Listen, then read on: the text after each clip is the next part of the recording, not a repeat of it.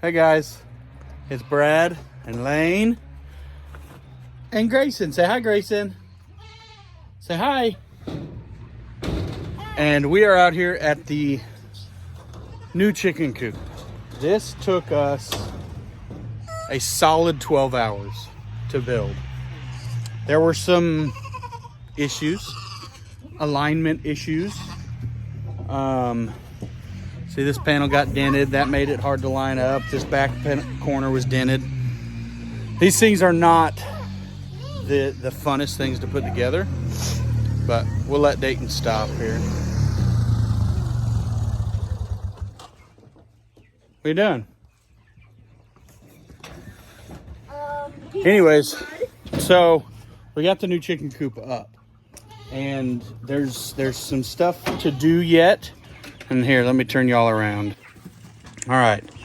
So as of right now, they're still just in the coop, the building itself. Okay, so this is an 8x10 aero metal shed. And there was obviously going to be nothing in here. So I took and built these roosting bars. There's 10 bars total. And there will be more than enough room for all of the chickens that we have to be able to roost on this. This was scrap lumber that was just sitting actually in our goat barn, and we pulled it out to, yeah, Grayson, you want to go in? We pulled it out to make room for the goats, and I decided to take it and use it. The rungs there were just 2x4s that I cut, ripped down. Then the 2x4 uprights and some actually pallet wood along the back to stabilize it. Then this nesting box, good majority of this, as you can see from that wall, and it's hard to tell, but this wall here, this side, is pallet wood. The front pieces, the top pieces, the back pieces are all fence pickets, cedar fence pickets. And then the rest of it was just wood that we had. Plywood, odds and ends pieces of plywood that I was able to cut to make fit. And it will be just perfect for these chickens. And then to keep their food and water off the ground, obviously that feeder is elevated. Great feeder, by the way, really love it. This water, I needed to be able to elevate. I don't want to screw into the building anywhere because I don't want it to leak. I know you could use barn screws.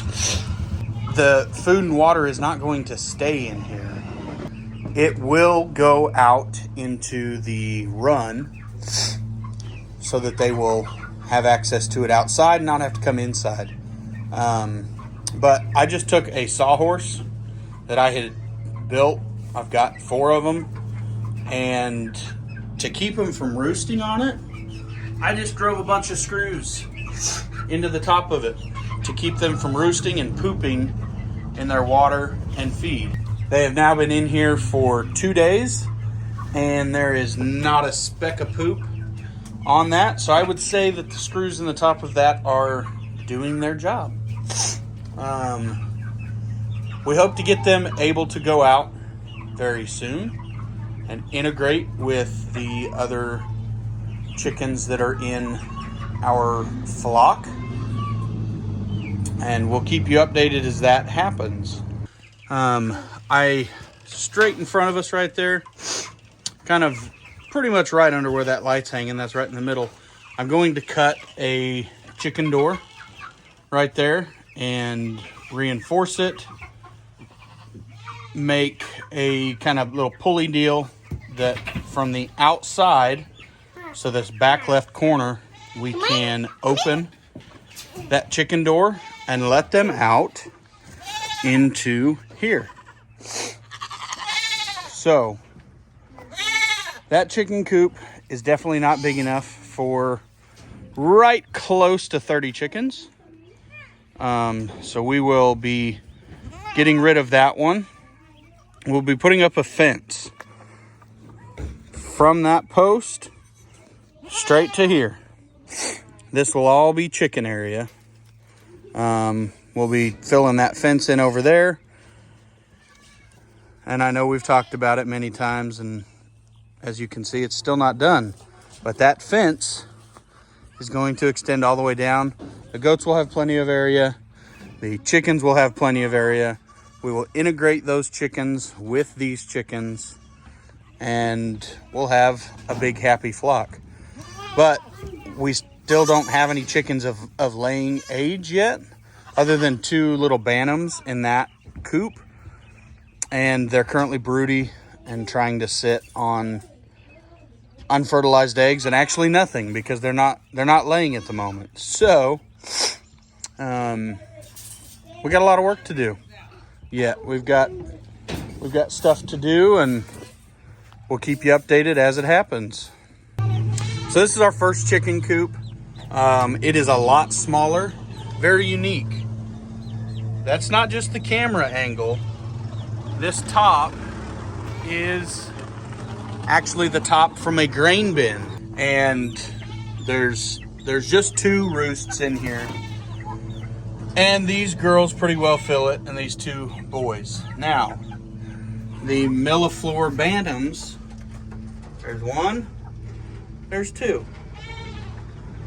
Both of them have decided that they are broody, and they're not sitting on anything. So these girls got 2 white leghorns. Not totally sure what that one in the middle is. Sorry, bub.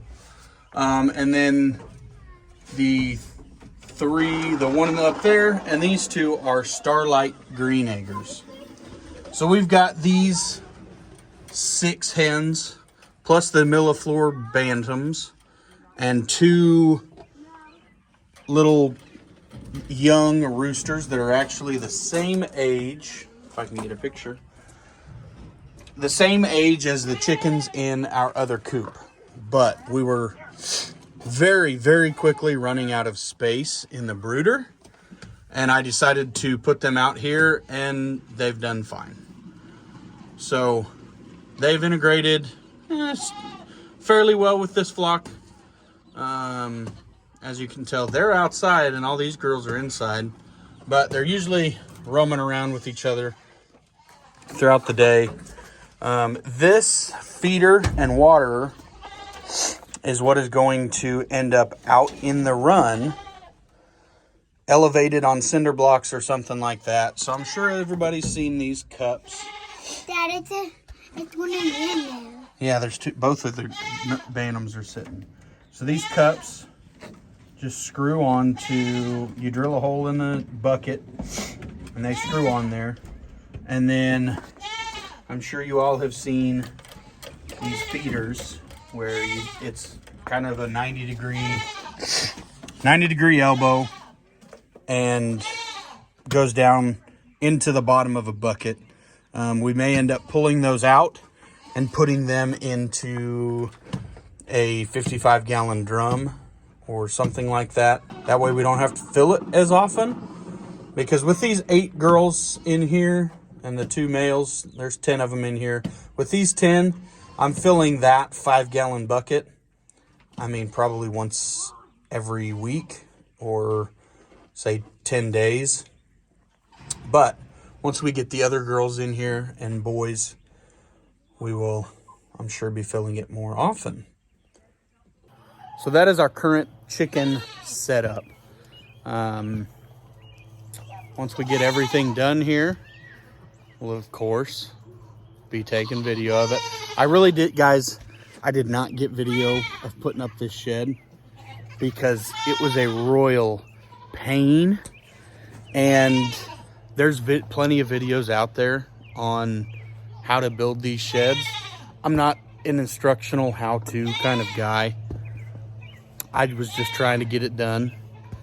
It was, I say hot, but relatively hot compared to what it has been here for spring in Missouri.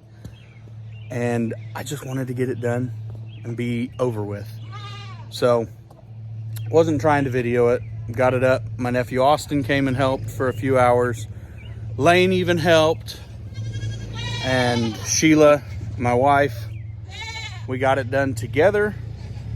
It is up. Few little things left to do with it, and then it will be the fully functioning coop that we want it to be. So thank you all for watching this little update on our chicken coop, and go ahead and give us a like, subscribe, ring the bell so you're notified of our videos, and we'll see you on the next video.